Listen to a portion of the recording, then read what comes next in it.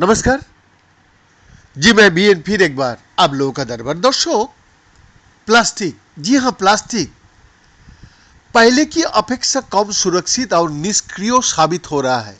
जी हाँ, वैज्ञानिकों की एक अंतर्राष्ट्रीय टीम द्वारा हाल ही में किए गए शोध लेख में पर्यावरण, स्वास्थ्य और मानव कल्याण पर प्लास्टिक का प्रभाव के बढ़ते प्रमाणों को व्यवस्थित करने के लिए ग्रोहियो सीमाओं के ढांचे का उपयोग किया गया। अब हर साल 500 मिलियन टन प्लास्टिक का उत्पादन होता है, लेकिन दुनिया भर में केवल 9% ही रिसाइकिल हो पाता है। प्लास्टिक हर जगह में, माउंट एवरेस्ट की चोटी से लेकर मारियाना ट्रेंच के सबसे गहरे हिस्से तक आपको मिलेगा।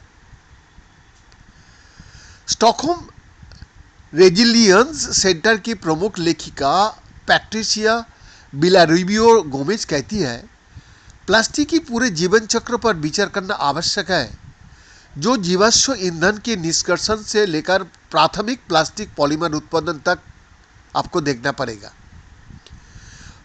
प्राकृतिक पर्यावरण में प्लास्टिक की प्रभावों पर वैज्ञानिक साहित्यों की संश्लेषण समीक्षा के माध्यम से अनुसंधान दल ने दर्शाया कि प्लास्टिक प्रदूषण संपूर्ण पृथ्वी प्रणाली की प्रक्रियाओं को बदल रहा है।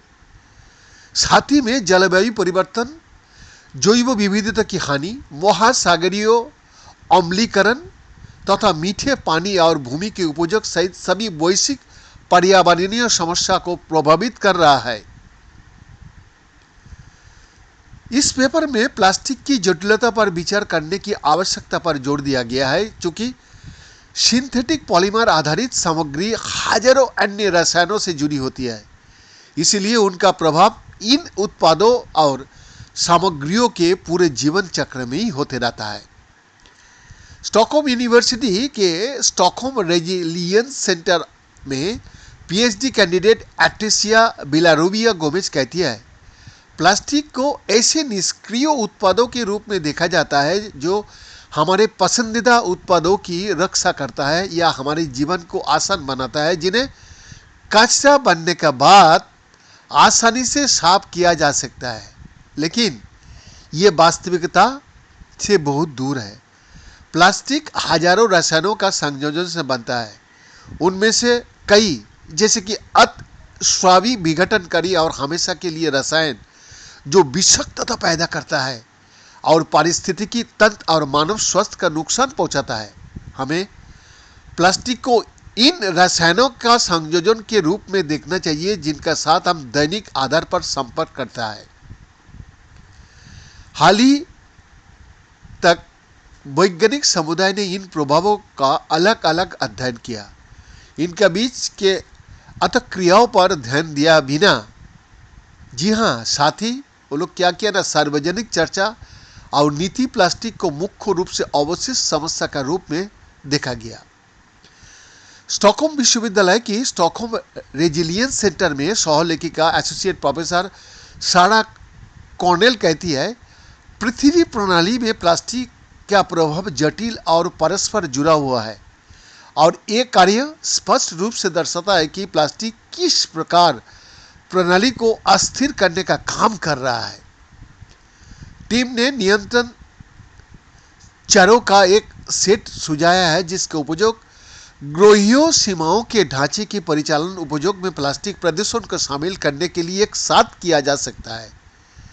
उनका प्रभाव मार्ग दृष्टिकोण प्लास्टिक के पूरे जीवन चक्र में 3 मुख्य चरणों में प्रभाव और संकेतकों पर विचार करता है। कच्चे माल की निकासी, प्लास्टिक का उत्पादन और उपयोग, पर्यावरणीय रिलीज और भाग्यों और पृथ्वी प्रणाली प्रभाव। शोधकर्ताओं ने प्लास्टिक उत्पादन पर सार्वजनिक रूप से उपलब्ध डेटा की जांच किया है। 2022 में सबसे हालिया डाटा दुनिया भर में कम से कम 506 मिलियन टन प्लास्टिक का उत्पादन किया जाता है, जिसमें 1950 से 2022 तक कुल 11,090 मिलियन टन प्लास्टिक का उत्पादन हुआ। शोधकर्ताओं ने ध्यान दिया कि इन गणनाओं को करने के लिए प्लास्टिक उत्पादन और उपयोग पर डेटा प्राप्त करने में बड़ी चुनौतियां होगा। डेटा रिपोर्टिंग विभिन्न पॉलीमर प्रकारों से संबंधित है, जिसमें अपर्याप्त मानकीकरण, पद्धतिगत विवरण की कमी और उनके स्रोतों और मान्यताओं के बारे में मेटा डेटा की कमी है। पारदर्शी और सुसंगत एकत्रीकरण और अनिश्चित आकलन संभव नहीं है, जिससे अनुसंधान और नीतिगत प्रक्रियाओं को यानी कि उसमें बाधा उत्पन्न होती है। हालांकि उपलब्ध साक्ष्य स्पष्ट रूप से दर्शाता है कि प्लास्टिक किस प्रकार ग्रोथ स्तर तक पर्यावरणीय समस्याओं में योगदान देता है, प्रत्यक्ष रूप से तथा जैव भौतिकीय अतः क्रियाओं और संचयी प्रभाव के माध्यम से भी देता है।